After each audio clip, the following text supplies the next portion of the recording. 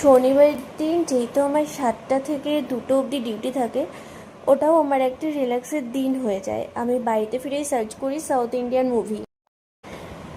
ঠাকুরের সামনে বসলেই একটা অন্যরকম মন হয়ে যায়।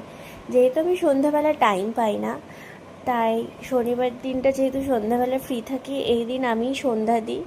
আর সন্ধ্যা দেওয়ার সময় ঠাকুরের সামনে বসে 108 বার ওম ত্রয়ম্বকম মন্ত্র চ্যান্ট করতে করতে মেডিটেশন করি।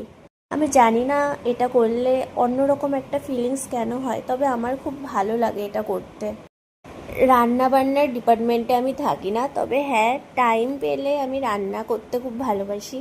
কারণ রান্না করলে আমি জানি না খুব ভালো লাগে এটা করতে। আর শনিবার দিন যেহেতু আমার হাজব্যান্ড বাড়িতে আসে, ও আমার কাছে আসলে একটা জিনিস আবদার করে বেশিরভাগ দিনই, সেটা হচ্ছে আমাকে বছরে শুক্তো একদিন করে দাও। মানুষ যদি রান্না করে তাহলে তার কি অবস্থা হয়। এবার আমারও সেটাই হয়েছিল। আমি দুধটাকে আগে ফুটিয়ে নিয়েছিলাম, তার জন্য দুধটা দই হয়ে গেছিল, কিন্তু দিমাগ লাগিয়েছি। যাই হোক, স্টেশন মাস্টার বলে কথা।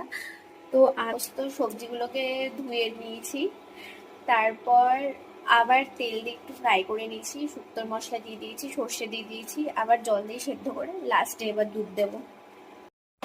রাঁধুনিটা দেওয়ার পর মনে হচ্ছে যে এটা আমার মায়ের হাতের শুক্তো।